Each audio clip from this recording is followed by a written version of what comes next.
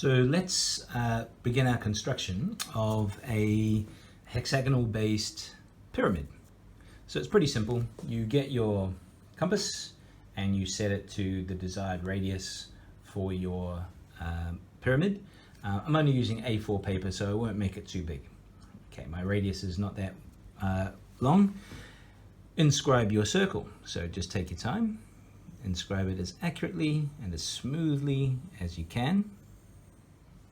Okay, so now I have a lovely circle, and don't change the setting on your compass. Okay, and then somewhere on the circle's circumference, inscribe a little point like this, and then put the compass point there and use it with, remember, using the same radius as you used to draw the circle. Inscribe another little arc, go to that arc, put the compass point, inscribe another arc further along the circumference, go to that arc, inscribe another arc further along the circumference. Okay, don't change the setting. You can see I'm only really touching this arm of the compass at this point. That means I lessen the likelihood of changing the setting of the radius. So put the point there at the new arc, make another arc, point at the new arc, make another one, and you'll notice that I almost perfectly come back to where I started. It won't be perfect, but it will be very close. You'll notice that this point is just past the original arc that I inscribed.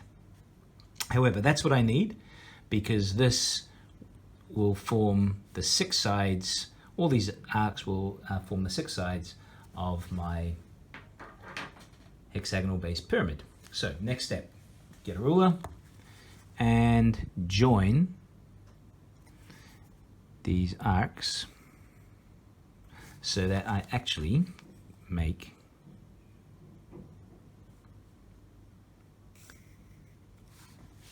my hexagon.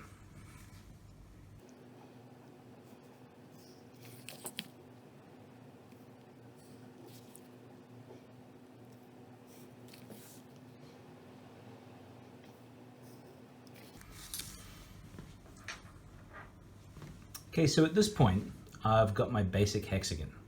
And the next step is to draw the sides of my pyramid. So I don't want the sides of the pyramid to be too long, and I can't anyway because I'm on A4 paper, so there is a limit to how long these sides can be. So what I'm going to do, I can see my edge of the paper here, so I'm going to set my compass so that's, it's a reasonable height for my pyramid. Whatever height you set it at, it's got to be longer than the radius. Okay, it must be longer than the radius. If you set it to the same height as the radius, when you cut this shape out and try and pull the sides of the pyramid together to make an apex here, it won't. It'll go all flat. They'll all meet in the middle. So you need to make the new setting, the walls of your pyramid, longer than the radius. And the longer the better in some ways, up to a point.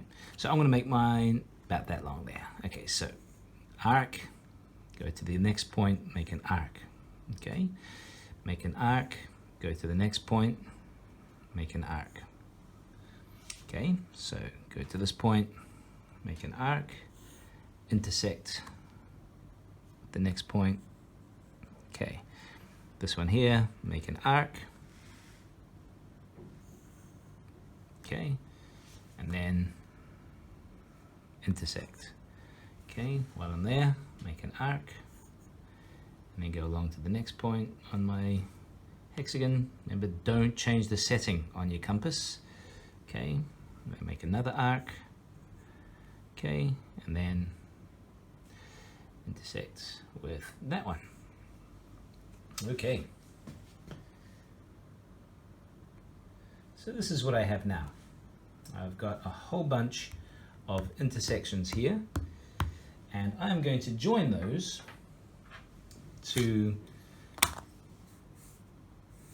the hexagon that I've already got to make some triangles, and those triangles are going to be the sides of my hexagonal-based pyramid.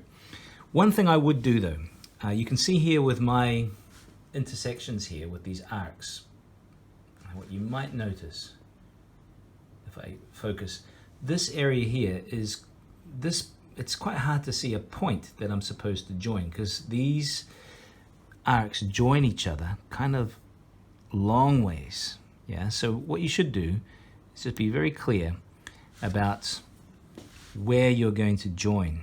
So just take your time to identify the intersection of each of these arcs so that you know what you're aiming for when it comes time to join them to the pyramid, to the hexagonal base. Okay, just be patient, just take your time, look carefully, and put in those little points, make them clear. Okay, and now go through the process of joining everything together. Okay, so that's going to look something like this. Take your time and do it accurately.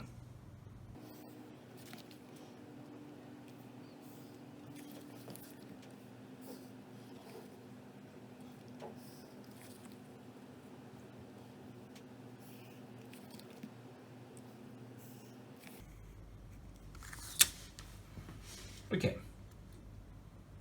so there you go. That is the base, the hexagonal base, and these are going to be the walls of the final pyramid. So what's the next step? Well, the next step involves a pair of scissors. Carefully, I need to cut out this shape.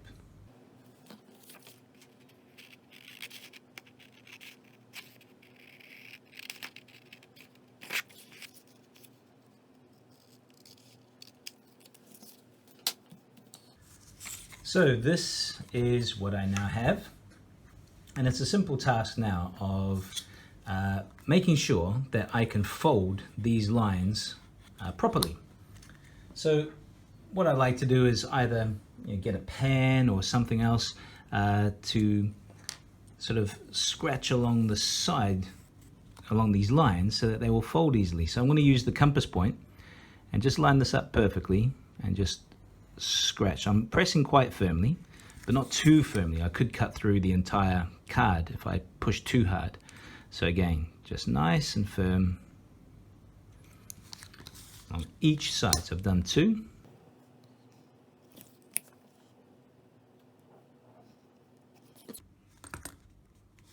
That's 6. So what has this done? It's made this process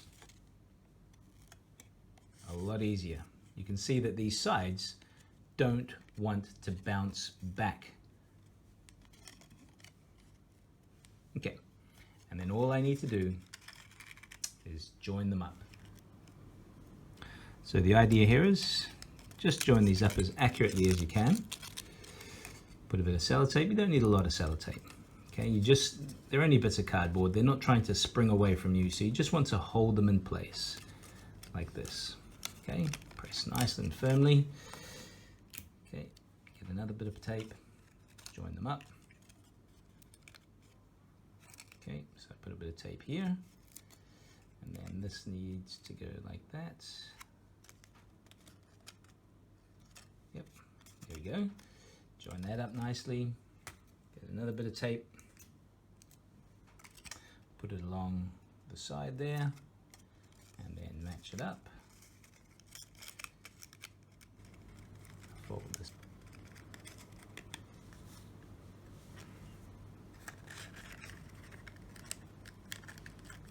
So I'm pushing the pencil from the inside.